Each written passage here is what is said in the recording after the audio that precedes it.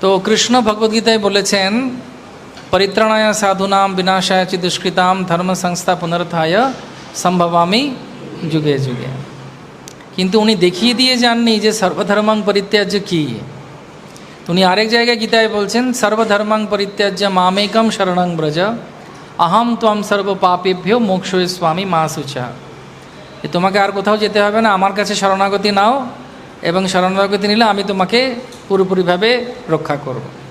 কিন্তু শরণাগতিটা যে কী সেটা তিনি কিন্তু দেখিয়ে যাননি। তারপরে তিনি যখন দেখলেন যে কলিযুগ এসেছে এবং কলিযুগের লোকেরা কিভাবে নিজেদেরকে নিয়ে ব্যস্ত হয়ে যাচ্ছেন, সেই জন্যে তিনি, যেহেতু আমাদের সবার পিতা, তিনি আবার নিজে এলেন। কিভাবে এলেন? সুবর্ণ বর্ণ হৈমাঙ্গ বরাঙ্গ চন্দনাঙ্গদি সন্ন্যাসকৃচ্ছ মত শান্তি পরায়ণ। বিষ্ণু সহস্র নামে মহাপ্রভু সম্পর্কে বলা হচ্ছে। শ্রীমদ্ ভাগবতমে বলা হচ্ছে যে, হোয়াট ইজ দ্যাট শ্লোক? কৃষ্ণ বর্ণম তৃষা কৃষ্ণম সাঙ্গোপাঙ্গস্থ পার্ষদম কলো সংকীর্তনই প্রারজয়ন্তী সুমেধসা। এবং চৈতন্য চরিতামৃতে বলা হচ্ছে, ব্রজেন্দ্র নন্দন যেই শচীসূত হলো সেই বলরাম হইল নিতায়। তো মহাপ্রভু নিজে এলেন। মহাপ্রভু 48 বছর লীলাবিলাস করেছিলেন। 24 বছর নবদ্বীপ মায়াপুরে, আপনাদের বাড়ির খুব কাছে। আপনারাও তো নদেরই, নবদ্বীপ তো আপনারা ওই ডিভিশনের। তো নবদ্বীপে মহাপ্রভু এলেন শ্রী মায়াপুর ধামে। 24 বছর ওখানে ছিলেন, আর 24 বছর কাটোয়াতে সন্ন্যাস নেবার পর জগন্নাথপুরীতে ছিলেন। তো এই 24-48 বছরের ভেতরে, এবং 24 বছরের পুরীতে যে ছিলেন, সেই সময় 18 বছর পুরীতে ছিলেন, আর 6 বছর বৃন্দাবন এবং বিভিন্ন দাক্ষিণাত্য পরিভ্রমণ করে কৃষ্ণ নাম প্রচার করেছিলেন। মনে থাকবে তো কত বছর ছিলেন মহাপ্রভু ভৌমলীলায়? ভাগটা কি? 24 আর 24। 24-এর মধ্যে আবার ভাগ কি? 18 আর 6।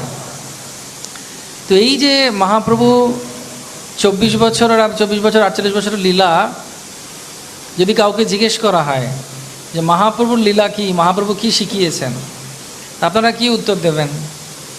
মহাপ্রভু তো 1 মাস ধরে সনাতন গোস্বামীকে শিক্ষা দিলেন, রূপ গোস্বামীকে 1 সপ্তাহ ধরে, 10 দিন ধরে বারাণসীতে, কাশীতে, আর রূপ গোস্বামীকে পুরীতে এবং বৃন্দাবনে। তা আমি আজকে আপনাদেরকে সার বলবো। সার মানে গাছে দেবার সার নয়, সার মানে হচ্ছে সংক্ষিপ্ত আকারে গুরুতত্ত্ব আপনাকে বলব মহাপ্রভু কি দিয়েছেন। আজকে যদি খুব মন দিয়ে আমাদের আলোচনা শোনেন, তাহলে আপনাদেরকে যদি কেউ জিজ্ঞেস করে যে মহাপ্রভু কি দিয়েছেন, আপনারা বলতে পারবেন এইগুলো দিয়েছে। সবাই রাডি, তৈরি? একবার জোরে হরিব। তো মহাপ্রভুর সম্পর্কে জানা যায় বিশেষত 3টে গ্রন্থ থেকে: চৈতন্য চরিতামৃত, চৈতন্য ভাগবত আর চৈতন্য মঙ্গল। চৈতন্য চরিতামৃত লিখেছেন কৃষ্ণদাস কবিরাজ গোস্বামী, চৈতন্য ভাগবত লিখেছেন বৃন্দাবন দাস ঠাকুর, এবং চৈতন্য মঙ্গল লিখেছেন লোচন দাস ঠাকুর। এছাড়াও স্বরূপ দামোদরের কর্চা, সার্বভৌম ভট্টাচার্যের কর্চা, মাধবী দেবীর ইতিহাস এবং আরও অনেক সেই সময়কার বৈষ্ণব লেখনী এবং আলোচনায় থেকে মহাপ্রভু সম্পর্কে জানা যায়। তবে বিশেষত চৈতন্য চরিতামৃত, চৈতন্য ভাগবত এবং চৈতন্য মঙ্গল, এই হচ্ছে 3টি যার মাধ্যমে মহাপ্রভু এবং নিত্যানন্দ প্রভুর এবং তার লীলাবিলাস বোঝা যায়। যদিও বলা হয়, শাস্ত্রে বলে যে ভগবানের বাণী হচ্ছে গীতা। ভগবানের বাণী হচ্ছে কি? মানে ভগবান যেটা বলছেন, ভগবানের হৃদয় হচ্ছে ভাগবতম, কারণ তার সেই হৃদয়ে বৈষ্ণবরা থাকে, আর বৈষ্ণবদের সম্পর্কেই ভাগবতমে আছে। এবং ভগবানের যদি মন জানতে হয়, হরে কৃষ্ণ, তাহলে চৈতন্য চরিতামৃত পাঠ করতে হয়। মন জানতে গেলে অনেক সময় মন জানতে পারলে, কারো যদি মনে কি চলছে, যেমন আপনারা সবাই আমার দিকে তাকিয়ে আছেন, ঠিক আছে, কিন্তু মনে কি চলছে যদি আমি বুঝতে পেরে যাই, তাহলে কি হবে? হরে কৃষ্ণ। কারণ প্রসাদম হলটা এত কাছে, সবার মনে কি চলছে অনেকটা আন্দাজ করা যেতে পারে। যে উপবাস আছি একাদশীতে, সিটি খুব মারছে, আলু সেদ্ধ হচ্ছে বোধহয়, হরে কৃষ্ণ। তো মনে কিছু যদি জানা যায় তাহলে কিন্তু তার সেবা ভালো করে করা যেতে পারে। তো মহাপ্রভু এসেছেন কেন? শুধুমাত্র একটা কারণের জন্যেই, ভক্তগণে সুখ দিতে প্রভুর অবতার, যথাযোগ্য তাহা করেন ব্যবহার। তিনি ভক্তদেরকে আনন্দ দেওয়ার জন্য এসেছেন আর ভক্তদেরকে ভালোবাসার জন্য এসেছেন, এবং তিনি নিজে দেখাতে এসেছেন আপনি আচরি প্রভু জীবের শিখায়। নিজের আচরণের মাধ্যমে কৃষ্ণ আমাদেরকে শেখাতে এসেছেন ভক্তি কী। আমরা অনেক সময় বলি না, আমরা অনেক দিনের ভক্ত, ও ভক্ত ও অভক্ত, কিন্তু অভক্ত বলে কোনো কথা হয় না, কিন্তু এটা চলাচলিতভাবে চলে এসেছে আবার, কিন্তু ঠিক নয় এটা। কারণ জীবের স্বরূপ হয় কৃষ্ণ নিত্য দাস। এমন কেউ নেই যে কৃষ্ণ ভক্ত নয়। কেউ ভুলে গেছে, কেউ মনে রেখেছে, বা কাউকে মনে করিয়ে দেওয়া হয়েছে। এই জন্য এই যে অভক্ত এই শব্দটা শাস্ত্রীয় নয়, সবাই ভক্ত। কেউ ভুলে গেছে, কেউ মনে রেখেছে বা মনে করিয়ে দেওয়া হয়েছে। সবাই রাজি? তো মহাপ্রভুর সম্পর্কে সব আচার্যরা বলছেন যে মহাপ্রভুর যদি শিক্ষা দেখা যায়, কিভাবে কথা বলতে হবে, কিভাবে চলতে হবে, কিভাবে লোকের সঙ্গে মিশতে হবে, কিভাবে আরেকজনকে কৃষ্ণ কথা বলতে হবে। যারে দেখো তারে কহ কৃষ্ণ উপদেশ, আমার আজ্ঞায় গুরু হইয়া তারও এই দেশ। তো অত কিছু বিচার করতে গেলে মহাপ্রভু অনেক কিছু শিখিয়েছেন, কিন্তু সব শিক্ষাকে যদি একত্রিতভূত করা হয়, একসঙ্গে করা হয়, তাহলে তিনটে শিক্ষা মহাপ্রভু আমাদেরকে দিয়েছেন, আমাদেরকে বলছেন করার জন্য। সবাই তৈরি? প্রথম, মহাপ্রভু বলছেন সাধু সঙ্গ করার জন্য। নিজের আচরণের মাধ্যমেও তিনি দেখাচ্ছেন সাধু সঙ্গ করার জন্য। সাধু সঙ্গ সর্বশাস্ত্রে কয়, লভমাত্র সাধু সঙ্গে সর্বসিদ্ধি হয়। তো সাধু সঙ্গর কথা মহাপ্রভু বলছেন। কীরকম সাধু সঙ্গ করতে হবে? যাদের সংস্পর্শে থেকে, স্ত্রী পুরুষ নির্বিচারে, কেউ বৈষ্ণব বা বৈষ্ণবী, যার সংস্পর্শে থেকে আমরা সবসময় স্মর্তব্য সততম বিষ্ণু বিস্মর্তব্য না কদানুচিত, সবসময় বিষ্ণুকে মনে করব, কখনো বিষ্ণুকে ভুলব না, সেটা হবে, সেটা হচ্ছে সঙ্গ। সঙ্গ মানে এই নয় যে পাশে বসে আছি একজন বৈষ্ণব ভক্তের আর ঘুমিয়ে পড়েছি, হরে কৃষ্ণ, সেটা সঙ্গ নয়। অনেকে আবার অনেক সময় ভাবেন সঙ্গ মানে কি, যে মন্দিরে রবিবার করে আসা বা একাদশীতে আসা, তাই না? সেটা ভালো, কিন্তু সাধুসঙ্গের অর্থ কী? সাধুসঙ্গের মানে হচ্ছে তার কাছ থেকে কৃষ্ণ কথা শোনা, তার জ্ঞান নেওয়া এবং সেটা নিজের জীবনে পালন করা। যদি দুজন ভক্ত মানে যারা অনুশীলন করছে কৃষ্ণ ভক্তি, আমরা ভাবি সাধুকে, বাহ্যিকভাবে অনেকে দেখে মনে হতে পারে সাধু, যেমন ভাবুন কেউ তিলক পরেছেন, তিলক সেবা করেছেন, কণ্ঠি পরেছেন, সাধুর বস্ত্র পরেছেন, সেটা খুব ভালো, বিষ্ণু স্মরণ করাবে তাতে।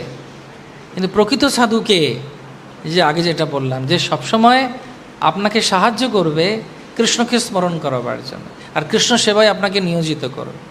এবং শিল প্রভুপাদ ছিলেন এরকম একজন ভগবানের শুদ্ধ ভক্ত। তার প্রভাবে দেখুন সারা বিশ্বে কৃষ্ণ নাম হচ্ছে। মহাপ্রভুকে তিনজন তিন জায়গায় জিজ্ঞেস করেছেন স্থানকাল পরিস্থিতি হিসেবে যে বৈষ্ণব কে।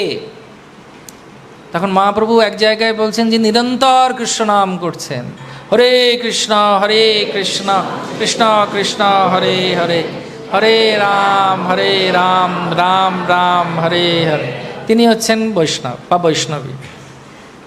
আরেক জায়গায় বলছেন, কি বলছেন? যাকে দেখে আরেকজন কৃষ্ণ নাম করবে তিনি হচ্ছেন বৈষ্ণব। আরেক জায়গায় বলছে যে একবার কৃষ্ণ নাম নিয়েছে, যে একবার বলেছে হরি বল, সেই বৈষ্ণব। এখন বক্তব্য হচ্ছে প্রকৃতপক্ষে বৈষ্ণব কে? প্রকৃতপক্ষে বৈষ্ণব হচ্ছে শুধুমাত্র তিলক আর কণ্ঠি পড়লে নয়, কারণ তিলকের দাম কত এখানে? 5 টাকা, কণ্ঠি হয়তো 20 টাকা কি 10 টাকা। বাউল বাউল বলছে সবাই, বাউল হচ্ছে কোন জানা, সারা গায়ে মাখলে তিলক গৌর মেলে না। বোঝা গেছে? বক্তিময় ঠাকুরের গান আছে, বাউল বাউল বলছে সবাই, বাউল হচ্ছে কোন? বাউল মানে হচ্ছে বৈরাগী। বৈরাগ্য কার এসেছে? সেই জন্যে বলা হচ্ছে যে শুধু তিলক আর কোনটি, হ্যাঁ সেটা বাহ্যিকভাবে নিজেকে সাবধান এবং ভগবানের ভক্তির একটা অঙ্গ, কিন্তু প্রকৃতপক্ষে ভগবানের ভক্তি বা বৈষ্ণব কে হতে পারেন? যে সর্ব অবস্থায় কৃষ্ণকে স্মরণ করে ভগবানের সেবায় লেগে আছে। আর যারা সেই কাজ করায় তিনি হচ্ছেন বৈষ্ণব। বৈষ্ণব কে বা বৈষ্ণবী কে? যে একে অপরের সঙ্গে সবসময় আলোচনা করে কৃষ্ণকে নিয়ে, তার মঙ্গলের কথা চিন্তা করে। এই ভালো আছিস?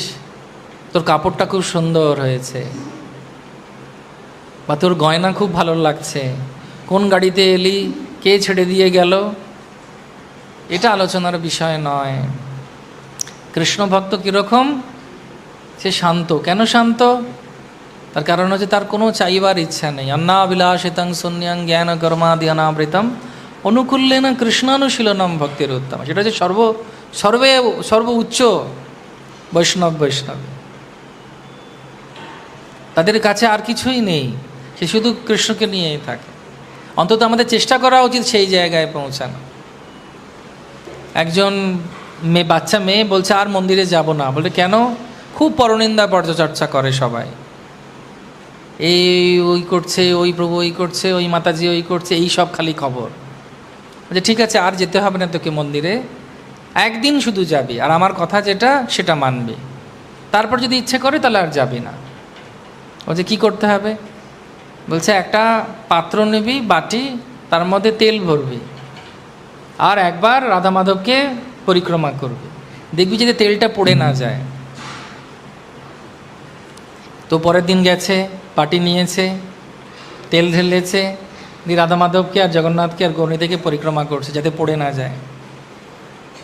তখন বাবা বলছে আজকে তেল পড়ে যায়নি তো? বলছে না। আজকে কে কী বলছিল মন্দিরে? কে পরনিন্দা পরচর্চা করছিল? বাংলায় বলে না পিএনপিসি, পরনিন্দা পরচর্চা, কেউ করছিল? বলছে না। কেন করছিল না? বলছে না করছিল, আমি হয়তো শুনতে পাইনি। বলে কেন? মনটা তেলের ওপর ছিল। হরে কৃষ্ণ। তার মানে কি? ব্যবসা আত্মিকা বুদ্ধি এ কি করুনন্দনা। বৈষ্ণব ওরকম, এপাশেও তাকায় না ওপাশেও তাকায় না। মন্দিরে কেন এসেছি? আশীর্বাদ নিতে। মন্দিরে কেন এসেছি? হরিকথা শুনে নিজের জীবনে প্রয়োগ করতে। আমার এপাশ ওপাশ দেখার দরকার নেই। গোবিন্দ আছে, প্রসাদ আছে, তুলসী আছে, বৈষ্ণব আছে, হরিকথা আছে, কীর্তন আছে, ভজন আছে, এত কিছু আছে। তাও যদি মন সন্তুষ্ট না হয় তাহলে ব্যর্থ সময় নষ্ট হচ্ছে, অন্য জায়গায় যাওয়া উচিত। হরে কৃষ্ণ। আমি কি বোঝাতে পারছি? তো বৈষ্ণব হতে এলে আমাদের চিন্তা করতে হবে আমি কেন এসেছি এখানে, আমি কেন এসেছি, কেন তিলক পরেছি? শুধুমাত্র প্রসাধনী হিসেবে? খুব ভাল লাগে। অনেকে বলে না আমাকে তিলক পরিয়ে দিন না প্রভু। কেন? হেব্বি লাগে। হেব্বি লাগার জন্যে তিলক পরার দরকার নেই। বুঝতে হবে তিলক কেন পরা হয়েছে। এটা হচ্ছে চরণ, এটা হচ্ছে তুলসী। ভালো লাগার জন্য নয়, ভগবানের আনন্দ বিধানের জন্য সব কিছু করা উচিত। বৈষ্ণব সেটা করেন। সমসিদ্ধির হরিতোষণম। একজন বৈষ্ণব আর বৈষ্ণবের একটাই জীবনের লক্ষ্য, সেইটা মহাপ্রভু শেখাতে এসেছেন। ওই রকম ভক্তের সঙ্গ করতে মহাপ্রভু বলছেন। সেজন্য বলছেন বৈষ্ণব আর বৈষ্ণবী কী করে? যারে দেখে তারে কহে কৃষ্ণ উপদেশ। তো প্রথমটা হচ্ছে সাধু সঙ্গ করার জন্য এসেছে। সাধুকে যার এই গুণগুলো আছে। হয়তো সে তিলক, অনেকে এরকম হতে পারে তিলক পরে না কিন্তু খুব কৃষ্ণকে ভালোবাসতে পারে। সেই জন্য বিচারটা করতে হবে আমাদেরকে। আমি যার সঙ্গে মিশছি, যেখানে যাচ্ছি, তার মাধ্যমে আমার কৃষ্ণর প্রতি ভালোবাসা বাড়ছে না বাড়ছে না। যার কাছে গেলে কৃষ্ণকে ভালোবাসছি, দুশ্চিন্তা চলে যাচ্ছে, সেটা বৈষ্ণব সঙ্গ হচ্ছে। দেখবেন যখন অনেক খুব ভালো ভক্তরা আসে, যারা অনেক দিন ভক্তি করছেন, ভাবুন গুরু মহারাজরা যখন আসেন, প্রবীণ ভক্তরা যখন আসে, তখন কেউ এত আনন্দ হয় না কেন? তার কারণ হচ্ছেন তারা হচ্ছেন ওই প্রকৃতির। মন্দিরে আসতে কেমন লাগে? আপনাদের তো অনেক সৌভাগ্য, এখানে কত সুন্দর সুন্দর ভক্তরা থাকেন। অনেক প্রবীণ ভক্তরা আমাদের ব্রহ্মচারী আশ্রমে থাকেন। অনেক গৃহস্থরা আছেন আপনাদের এখানে যারা খুব ভালো ভক্ত। কিবা বিপ্র কিবা নাসী শূদ্র কেনে নয়, যেই কৃষ্ণ তত্ত্বব্যক্তা সেই গুরু হয়। আশ্রমের পরিপ্রেক্ষিতে নয়, ভক্তির পরিপ্রেক্ষিতে বৈষ্ণব বা বৈষ্ণবী হয়। আর ওই রকম ভক্তের সঙ্গ করার জন্যে শ্রী চৈতন্য মহাপ্রভু বলছে। মহাপ্রভু আশীর্বাদ নিচ্ছেন দক্ষিণাতে যাবার জন্যে, যে 6 মাস আগে ভক্ত হয়েছে কে? সার্বভৌম ভট্টাচার্য গৃহী। মহাপ্রভু তুমি আশীর্বাদ করো, এটা আমাদেরকে বুঝতে হবে। তো প্রথমটা কি মহাপ্রভু কি বলছেন? সাধু সঙ্গের ফলে কি হওয়া উচিত, সেটা হচ্ছে মহাপ্রভুর দ্বিতীয় শিক্ষা, নামে রুচি। কি? কোন নামে রুচি? হ্যাঁ, অন্য কোনো নাম নয় তো, নামে রুচি। নামে মানে কোন নাম? নাম নামকারী বহুধা নিজ সর্বশক্তি সত্যার্পিত নিয়মিত স্মরণে ন কালঃ এতাদৃশি তব কৃপা ভগবন মমাপি দুর্দ্রৈব মিদৃশম ইহাজনীন অনুরাগ। এক হরি নামে যত পাপ হরে, পাপীর সাধ্য নাই তত পাপ করে।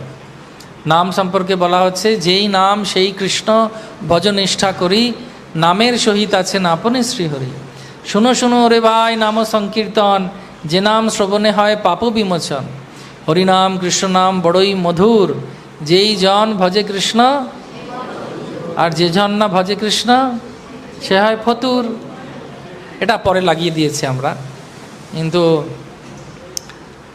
যে ভক্ত লিখেছিলেন কৃষ্ণ 813 নাম, দ্বিজ হরিদাস, মুর্শিদাবাদে বাড়ি ছিল, তিনি কৃপা করে আমাদেরকে দিয়েছেন এই কৃষ্ণের 813 নাম। মহাপ্রভু কৃপা করে ওনাকে ওনার উচ্ছিষ্ট হরিতকি দিয়েছিলেন। তো এই নাম হচ্ছে বৈষ্ণব সেবার ফল হিসেবে আসবে, নামে রুচি আসতে হবে। তো নাম যদি ভালো হয় কারোর, তাহলে তার আর কোনো চিন্তা নেই। কারণ কলিযুগের জন্য যুগধর্ম কি? হরির নাম হরির নাম হরির নাম ইব কেবলম কলো নাস্তিব নাস্তিব নাস্তিব গতিরান্নাথ। তো সেই জন্য নাম করতে হবে। কারা কারা নাম করছেন? 16 মালা কারা কারা করেন? ও অনেকে। কারা কারা 1 থেকে 8 মালা করেন? কারা কারা 1 থেকে 4 করছেন? কারা কারা 1 থেকে 2 করছেন? ওকে, 2 জন আছেন, খুব ভালো। কারা কারা এখনো শুরুই করেননি? হাত তুলুন, ভয় নেই। আমি নিরামিষ আহার গ্রহণ করি, আপনাদের খেয়ে ফেলবো না। 2 হাত তুলুন। কারা কারা এখনো নাম শুরু করেননি? তো আপনারা আজই খুব ভালো দিন, আজকে থেকে শুরু করুন। কেমন করবেন? তো নাম শুরু করুন। এর জন্য কোনো পয়সা লাগবে না, কিন্তু ভগবান আপনার কাছে থাকবে। আজকে খুব ভালো একাদশী।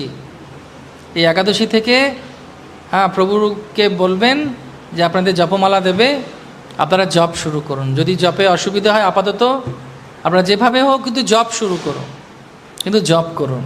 কেমন? তো নামে রুচি, নাম করতে হবে। নামটা কি না? ভগবান নাম ও নাবি অভিন্নত্যম। এবং সেজন্য যদি কেউ নাম না করে, তাহলে সাধুসঙ্গের ফল হয়নি। সেজন্য নাম করতে হবে। আমি একবার মায়াপুরে গেছি কিছু স্টুডেন্টদেরকে নিয়ে, যুবগোষ্ঠীকে নিয়ে। তো একজন দেখি ওর মধ্যে জব করছে, সকালবেলা আমার দিকে তাকাচ্ছে আর জব করছে, আমার দিকে তাকাচ্ছে আর জব করছে। আলাম কিছু একটা গণ্ডগোল আছে। আলাম এই বল সত্যি কথা। বলছে না না প্রভু বলবেন না, ভুল হয়ে গেছে। আলাম হ্যাঁ আমি বুঝতে পেরেছি। বলছে হ্যাঁ আমার প্রভুকে বলবেন না, মানে আমার যে শিক্ষাগুরু। আলাম বল সত্যি কথা, কি হয়েছে বল। বলছে জপ ব্যাগ এনেছি, মালাটা আনতে ভেতরে ভুলে গেছে, কিন্তু জপ করে যাচ্ছে দেখিয়ে দেখি হরে কৃষ্ণ হরে কৃষ্ণ কৃষ্ণ। কিন্তু আমাদের যখন জপ করতে হবে, কৃষ্ণকে ভালোবেসে জপ করতে হবে।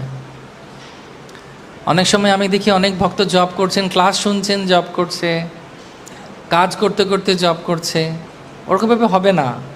ভাবুন খুব বড় একজন ব্যক্তি এসেছে আপনার বাড়িতে, ভাবুন গভর্নর অফ ইন্ডিয়া এসেছে আপনার বাড়িতে, বা গভর্নর অফ ওয়েস্ট বেঙ্গল এসেছে আপনার কাছে। আপনি তখন অন্য কাজ করতে করতে ওনাকে কি অভ্যর্থনা করতে পারবেন? এই জপমালাটা স্টাইল নয়, স্বয়ং কৃষ্ণের নাম নেওয়া হচ্ছে ওটাতে। সেজন্য আমাদেরকে খুব প্রেম দিয়ে ভগবানের নাম করতে হবে। জপের জন্য আলাদা সময় রাখতে হবে, যাতে সেই সময় অন্য কোনো আর কাজ না থাকে। মহাপ্রভু বলকে সচিমাতা বলছেন, এই আপনাদের এখানে শান্তিপুরে যায়, মহাপ্রভু বলছেন যে আমি তোমার জন্যে কি করতে পারি মা। তখন তিনি বলছেন, তুমি জগন্নাথ পুরীতে গিয়ে থাকো, বৃন্দাবনে যেও না, এটা আমার প্রথম ইচ্ছা। আর দ্বিতীয় হচ্ছে যে তুমি আমার গর্ভ থেকে আবার জন্মগ্রহণ করো। তখন মহাপ্রভু বললেন, কলিযুগে যে জিহ্বা হরিনাম করবে সেই জিহ্বা হবে তোমার গর্ভ, আর আমি নাম রূপে প্রকট হব। বোঝা যাচ্ছে? একবার হরিবল দিন। আপনারা কি উপবাস করে আছেন? ও, তাহলে একটু চেষ্টা করুন না, একটু জোরে করুন, পারবেন। 1 2 3। খুব ভালো। তো নাম যত বেশি করে নেওয়া যায় তত ভালো। জেনে সাধু সঙ্গের ফল কি? তো মহাপ্রভু প্রথম জিনিসটা কি দিয়েছেন? তারপর নামে রয়েছে। জপমালাকে ভালোবাসতে হবে, জপ করতে হবে। আমরা বলি না, অনেকে অনেক সময় যখন কেউ কাউকে ভালোবাসে বলে, তুমি আমাকে সময় দিচ্ছ না, তুমি এত তাড়াতাড়ি চলে গেলে কেন, না বলে না অনেকে আবদার করে, বাংলা ভাষায় বলে খুনসুটি।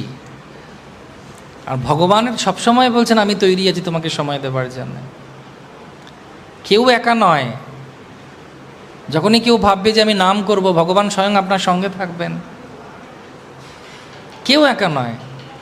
তা আমরা যখন ভগবানের নাম করি, কতটা আমাদেরকে ভগবান কৃপা করেন চিন্তা করুন। আর আমরা যদি না বুঝি সেটা, তাহলে তো আমরা মূর্খ হব। জানিয়া শুনিয়া বিষ খাইনি হলে তো হবে না। ভগবান সর্বত্র বিরাজমান, ভগবান সব জায়গায় আছেন, আর নামেও রয়েছেন সম্পূর্ণরূপে। সেজন্য আপনারা খুব মন দিয়ে জপ করবেন। আসুন আমরা সবাই মন দিয়ে জপ করি। জপ করলে কি হয় জানেন? শিক্ষাষ্টকম মুখস্থ করবেন যদি পারেন। তার প্রথম শ্লোকে বলছে, শেষের দিকে অনেকগুলো ফল হয় নাম জপের। একটা বলছি, সর্বাত্ম সপরম পরম বিজয়তে শ্রীকৃষ্ণ সংকীর্তনম। সবার মঙ্গল হবে, শুধু আপনার একার নয়। অনেকে বলেন, আমার ছেলের জন্য প্রার্থনা করুন প্রভু, আমার জামাইয়ের জন্য প্রার্থনা করুন, আমার বাবার জন্য প্রার্থনা করুন। কিন্তু আপনি যদি জপ করেন, সবার মঙ্গল সাধনা। সেই জন্য শিল প্রভুপাদ এই নাম দিয়েছেন সবাইকে, গুরুদেব নাম দেন আমাদেরকে। এই জন্য শাস্ত্রে বলছে কি, প্রথমে হচ্ছে মহাপ্রভু কি দিয়েছেন? সাধুসঙ্গ। সাধুসঙ্গের ফল কি? নামে রুচি। রুচি মানে আস্বাদন করা। কার কার জপ করতে ভাল লাগে? সত্যি? সিরিয়াসলি? খুব ভালো। আর কিভাবে বুঝবেন যে জপ ভালো হচ্ছে? কিভাবে বুঝবেন যে জব ভালো হচ্ছে? কে বলতে পারবেন? আগে? হ্যাঁ, একবার তালি। জব ভালো হচ্ছে কখন বুঝবেন? যে আর জব ছাড়তে ইচ্ছে করছে না, মনে হয় আরও জব করি। 16 মালা ন্যূনতম প্রভুপাদ বলেছে। আমরা 16 মালা শেষ করি অনেক সময় কিভাবে? জপমালার থেকে সাক্ষীমালায় নজর বেশি থাকে, কটা গেল। রাত্রিবেলা জপমালা বড় হয়ে গেছে মনে হয়, শেষ হচ্ছে না, হরে কৃষ্ণ কৃষ্ণ। কই রে, আমার মালাটা কেউ পাল্টে দিল না কি রে? শেষ আর হচ্ছে না, কারণ ইচ্ছে নেই। অনেকে আমাকে বলছিল, প্রভুপাদের পরে আর কেউ ইস্কনে আসবে না। না বললাম কেন? বলে না, 16 মালার থেকে 8 মালা করে দিলে ভালো হতো।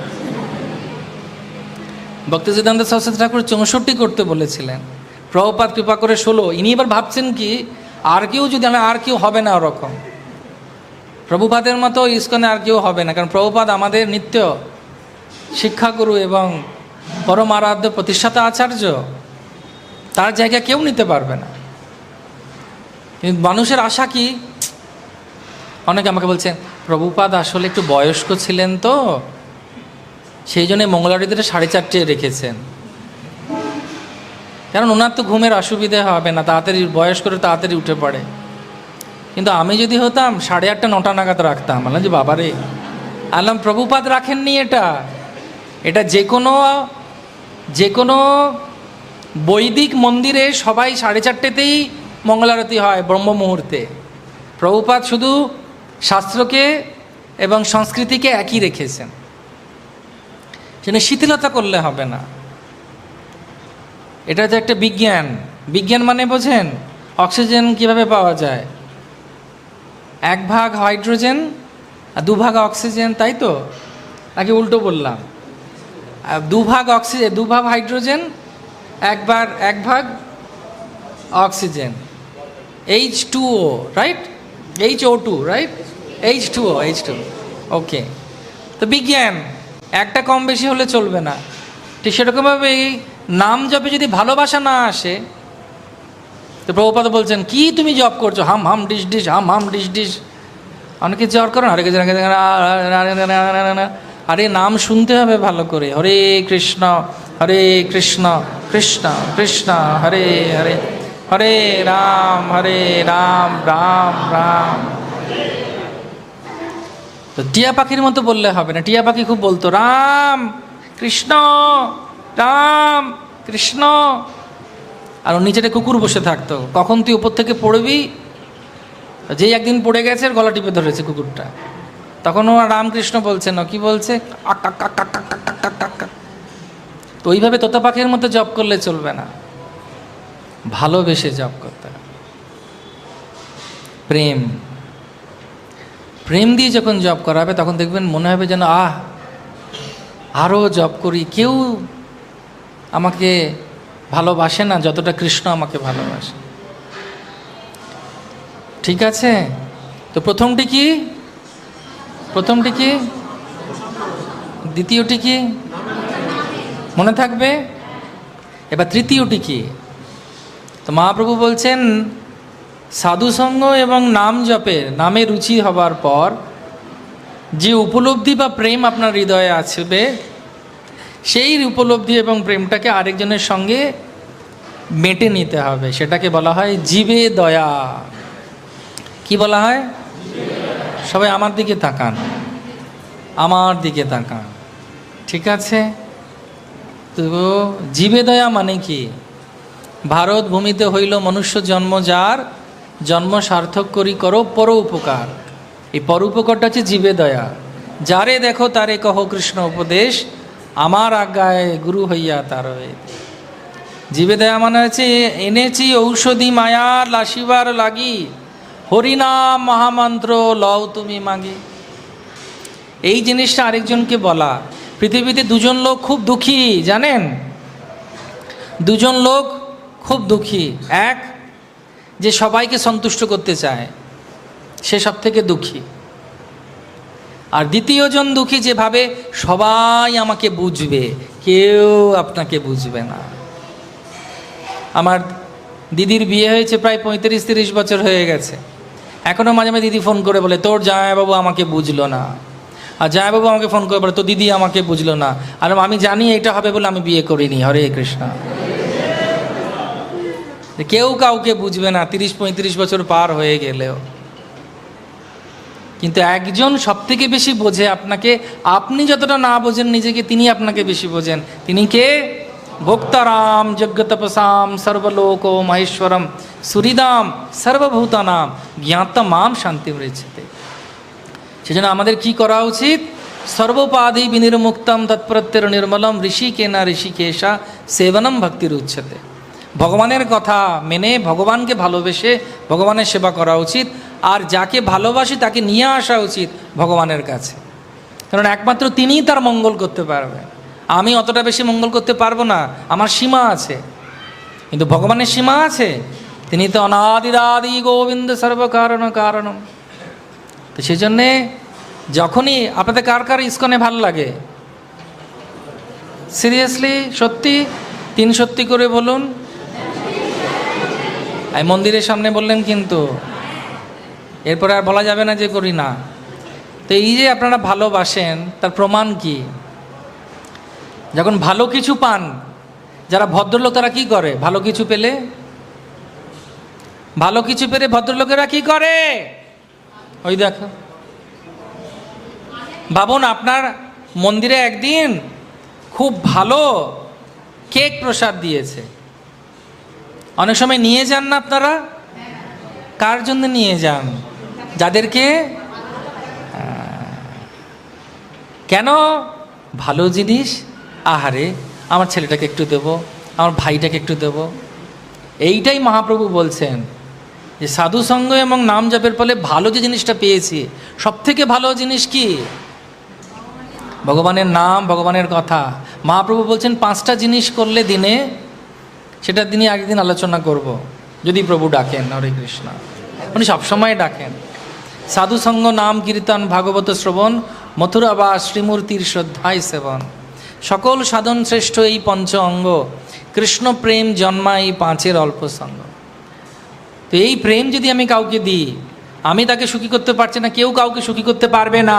লিখে দিচ্ছি, স্ট্যাম্প করে দিচ্ছি, 10টা আঙুলের ছাপ দিয়ে দিচ্ছি, কেউ কাউকে সুখী করতে পারবে না। একজন পারে, যস্মিন তুষ্টে জগৎ তুষ্ট। কে? নাম কি তার? জোরে বলুন। কৃষ্ণটা জোরে বলতে হবে। আমি বলবো 1 2 3, আপনারা বলবেন কৃষ্ণ। ঠিক আছে? 1 2 3। কৃষ্ণকেই আমাদেরকে সবাইকে কৃষ্ণর কাছে নিয়ে আসতে হবে। কৃষ্ণর কাছে আনলেই সব ঝামেলা শেষ। এটা আমাদেরকে বুঝতে হবে। অনেক সময় আমরা ভাবি যে আমার কাছে রেখে দেবো, লোকেদেরকে যেতে দেবো না মন্দিরে, আমার কাছেই থাক, আমি ওদেরকে। ঠিক পারবে না। কেন? আপনি কৃষ্ণ নয়, আপনি সন্তুষ্ট করতে পারবেন না। কেন পারবেন না? কারণ আপনি মানুষ। কিন্তু একজনের কাছে এনে দিলে সে সন্তুষ্ট করে দিতে পারবে। সেজন্য বৈষ্ণব আর বৈষ্ণবীদের একটাই কাজ, আমরা পেয়েছি কৃষ্ণকে, আমরা আরেকজনকে কৃষ্ণ দেব। কৃষ্ণ সে তোমার, কৃষ্ণ দিতে পারো, তোমার শক্তি আছে, আমি তো কাঙাল, কৃষ্ণ কৃষ্ণ বলি ধাই তব পাছে পাছে। সেজন্য আমাদের একটাই কর্তব্য, সাধুসঙ্গ করব, নামে রুচি হবে, এবং সেই সাধুসঙ্গ নামে রুচির যে কৃপা, সেটা আরেকজনকে আমরা দেব। সেটি কি না? জীবে দয়া। প্রভুপাদ জীবে দয়া করার জন্যে মহাপ্রভু বলেছেন, পৃথিবীতে রবে যত নগরাদি গ্রাম, সর্বত্র প্রচার হইবে মোর নাম। আগে তো হবিপুরে এরকম মন্দির ছিল না, এতজন আসতো না, তো ঝামেলা কম ছিল। তো কেন এই রান্নাঘরের দরকার ছিল? 4-5 জন মিলে রান্না করে খেয়ে নিত। প্রচার মানে হচ্ছে কষ্ট করা। যে সকাল থেকে জিজ্ঞেস করবেন প্রভুর কটা ফোন এসেছে, কিভাবে চালাচ্ছে, এই সব কিছু করা হয়েছে কেন? প্রভুপাদের কি দরকার ছিল মায়াপুর করার? এখন মায়াপুরে গেস্ট হাউস পাওয়া যায় না। কেন? কারণ সবাই আসতে পারবে না, সবাই গাছের নিচে থাকতে পারবে না, সবাই তো সেই রকমভাবে ভক্তি করতে পারবে না। কিন্তু সবাইকে সুযোগ দেওয়া উচিত। সেই জন্য গেস্ট হাউসগুলো কাদের জন্যে? সবার জন্যে। যারা আসতে পারবে না, আসতে পারবে, সবার জন্যে করা হয়েছে। এটা হচ্ছে প্রচার করার জন্য ইস্কন তৈরি হয়েছে। প্রচারের দরকার আছে। অনেকে আমি দেখেছি প্রচার যখন ভগবানের দর্শন করে, আপনাদের মন্দিরও কত সুন্দর, সব সমস্যা মিটে যায় শুধু যখন ভগবানের কাছে কেউ আসে। কারণ একমাত্র ভগবানের কথা এবং ভগবানের নাম এর মধ্যেই সেই কৃপার কি বলবো সূত্র। নষ্টপ্রায় সভদ্রেশ নিত্যম ভাগবত সেবয়া ভগবতী উত্তম শ্লোকে ভক্তির ভবতী নৈষ্ঠ। সেজন্য আমাদের যে কষ্ট করতে হয় এত। আমাদের গুরুদেব দেখুন, আমাদের একজন ইস্কনের খুব স্বনামধন্য এবং বিশেষ ভক্ত রয়েছেন প্রভুপাদের, হিজ হলিনেস জয়পতাকা স্বামী গুরু মহারাজ। ওনার শারীরিক অবস্থা দেখুন, কিন্তু প্রচারের ওনার ইচ্ছা দেখুন। কেন না? মহাপ্রভুকে উনি হৃদয়ঙ্গম করে নিয়েছেন। ছিল ভক্তিচারক স্বামী গুরু মহারাজ বিদেশে গেলেন কেন? ওখানে ভক্তরা একা পড়ে গেছে কোভিডে, উনি দেহত্যাগ করলেন কৃষ্ণের জন্যে। কেন? প্রচারের জন্য। এই জন্য অন্তত আমাদের, যদি আমরা কাউকে ভালোবাসি, কোনো জিনিস ভালো পাই, ভালো লাগে, স্বাভাবিকভাবে কেকটা যেরকম নিয়ে যাচ্ছি বা চরণামৃত নিয়ে যাই, অনেক মায়েরা দেখে আরতি করে, আরতির উপরে একটা আঁচলটা দিয়ে ওটাকে গিঁট বেঁধে নেয়, দিয়ে ওটা খুলে আবার বাচ্চাদের মাথায় দেয়। কেন? ভালো জিনিসটা আরেকজন পাক। আর যে এটা দেয় না সে কৃপণ, সে কৃপণ। সেজন্য মহাপ্রভু বলছেন সবাইকে, কার মাধ্যমে? হরিদাস ঠাকুর নিত্যানন্দ প্রভুর মাধ্যমে। শুনো শুনো নিত্যানন্দ, শুনো হরিদাস, সর্বত্র আমার আজ্ঞা করহ প্রচার প্রকাশ, প্রতি ঘরে ঘরে গিয়ে করো এই ভিক্ষা, ভজ কৃষ্ণ কহ কৃষ্ণ করো কৃষ্ণ শিক্ষা। আর এর ফলে কি হবে? ইহা হইতে সর্বসিদ্ধি হইবে তোমার, নির্বন্ধে জপ গিয়া বিধি নাহিয়া। বোঝা গেছে? তো মহাপ্রভু কি কি জিনিস দিয়েছেন? তিনটে মেন: সাধুসঙ্গ, নামে রুচি, আর জীবে দয়া। তো এই তিনটে জিনিস যদি কেউ আপনাদের জিজ্ঞেস করে মহাপ্রভু লীলা কি, ভালো করে যদি কেউ বিচার করে দেখবে তিনটে জিনিস খুব বিশেষ। চৈতন্য চন্দ্রের কৃপা করহ বিচার, বিচার করিলে চিত্তে পাইবে চমৎকার। মহাপ্রভুর মতো, নিত্যানন্দ প্রভুর মতো করুণাবতার কেউ নেই। সেজন্য আমাদের অনেক সৌভাগ্য যে আমরা ভগবানকে পেয়েছি, একাদশী করছি, এই সাধুসঙ্গে রয়েছেন। বহুনাম জন্মনাম অন্তে জ্ঞানবান প্রপদ্যতে বাসুদেব সর্বমিতি স্বমহাত্মা সুদুর্লভ। সেজন্য এই সুযোগকে ছাড়া উচিত নয়, লেগে থাকা উচিত রাধা মাধবের কাছে, জগন্নাথের কাছে। হবিবপুর ইস্কন কত সুন্দর, কত বড় প্রপার্টি আপনাদের। আমাদের কলকাতার মন্দির তো খুব ছোট্ট, কিন্তু অনেক কাজ করে এই মন্দির করছে। আপনাদের অত বড় রথ হয়, কত সুযোগ আপনাদের সেবা করার। তো আপনাদের আর চিন্তা করা উচিত নয়, এপাশ ওপাশ দেখা উচিত নয়, শুধু জগন্নাথকে দেখে জীবনটা দিয়ে দিন। হরি বল, গৌর প্রেমানন্দে। আপনাদের অনেক অনেক ধন্যবাদ। এই সংক্ষিপ্ত আলোচনা এখানেই আমি বিরাম দিচ্ছি। যদি কারোর কোনো প্রশ্ন থাকে আমাকে করতে পারেন, নিশ্চয়ই প্রশ্ন হলে আমি সেটাকে এক্সপ্যান্ড করব। কারণ আমার তো দেখা যায় যে আমি যেটা বললাম সেটা আপনারা বুঝেছেন কি না। প্রশ্ন আছে কারোর? ওই যে ওনার প্রশ্ন আছে।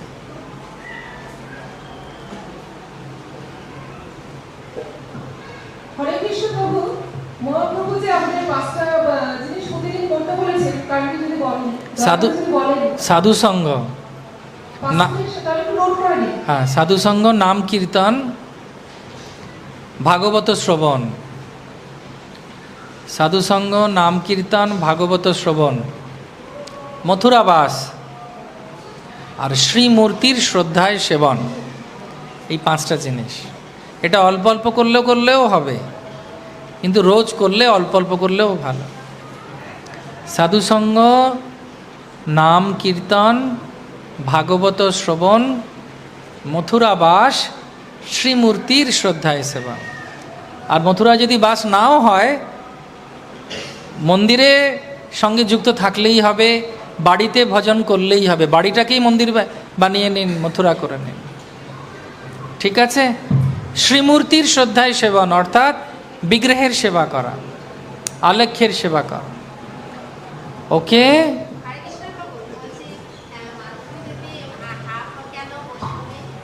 আগে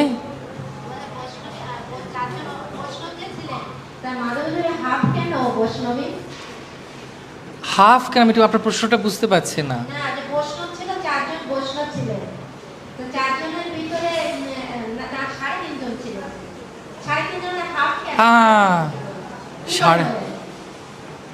সাড়ে তিন কি করে হলেন সেটা চিন্তা করেন না, ওই যে অর্ধেকটা হয়েছেন সেটাই চিন্তা করুন, কত বড় সৌভাগ্য। কারণ উনি খুব বিদুষী মহিলা ছিলেন, স্ত্রী হয়েও কিন্তু উনি জগন্নাথের পাঁজি লিখতেন, ডায়েরি লিখতেন, এবং সিকি মাইতির বোন ছিলেন, খুব উচ্চকোটির ভক্ত ছিলেন উনি। তারপরে পুরীতে আরেকজন ছিলেন, ওনার নাম ছিল শচী দেবী, বাংলাদেশের। পরে ওনার নাম হয় গঙ্গামাতা গোস্বামিনী। মহাপ্রভুর যে স্ত্রী লক্ষ্মীপ্রিয়া ঠাকুরানী, বিষ্ণুপ্রিয়া ঠাকুরানী, মহাপ্রভুর মা, এনারা কেউ সাধারণ নন, এনারা ভগবানের নিত্য পার্ষদ। শ্রীকৃষ্ণ চৈতন্য প্রভু জীবে দয়া করি, সপার্ষদ স্বীয় ধাম সহ অবতরী, অত্যন্ত দুর্লভ প্রেম করিবারে দান, শিখায় শরণাগতি ভকতের প্রাণ। তো এই যে শিখি মাইতির বোন মাধবী দেবী খুব বড় বৈষ্ণবী ছিলেন, ভগবানের নিত্য পার্ষদ ছিলেন তিনি। তো সেই জন্যে আমাদের গৌড়ীয় বৈষ্ণব পরম্পরায় আমরা স্ত্রী পুরুষ বিচার করি না, ভক্তিটাকে বিচার করা। যেমন আপনি ভক্তি করছেন, তা আপনিও শ্রদ্ধেয়, আপনিও পূজ্য, যেন সাধু আর সাধ্বী বলা হয়, ঠিক আছে? হরে কৃষ্ণ। প্রভুপাদ দেখুন, আমাদের মায়েদেরকে কত সম্মান দিয়েছেন। গোবিন্দ মাদিপুরুষম মন্দিরে গাওয়া হয় না? কে গায় ওটা? একজন মাতাজি, তার নাম কি? আর প্রভুপাদ সারা ভাগবতমে একজন স্ত্রী মাতাজির কথা বলেছেন, কোনো ভক্তের নাম নেননি। শ্রীমদ্ ভাগবতমের যে পরপর বা তাৎপর্য আছে, সেই তাৎপর্যে কোনো জায়গায় কারুকে গুণগান করেননি, শুধু একজন স্ত্রীলোক তার মাতাজির গুণগান করেছেন। কে জানেন উনি? ওনার নাম হচ্ছে গোবিন্দ দাসী, প্রভুপাদের শিষ্যা, যিনি কাঁচের ঘরে বিদেশে বরফের মধ্যে তুলসী গাছ তৈরি করেছিলেন। তবে চিন্তা করুন, ভক্তিটা কঠিন নয়, তুলসী সেবা করেও গুরুকে সন্তুষ্ট করা যায়। এটা হচ্ছে ভক্তি। আমরা অনেক সময় ভাবতে পারি না, মারবো তো মারবো গন্ডার, লুটবো তো লুটবো ভান্ডার। দরকার নেই ভক্তিতে। পত্রম পুষ্পম ফলম তো ইয়ম যৌমে ভক্তা প্রযোজ্যতে। যদি পুষ্পপুত্র ফল এবং ভালোবাসা দিয়ে যদি কেউ কৃষ্ণকে ডাকে, কৃষ্ণকে সন্তুষ্ট করা যায়। সেজন্যে স্ত্রী হোক বা পুরুষ হোক, যদি কেউ ভগবানকে ভালোবাসে, সে সবার আদর্শ। ঠিক আছে।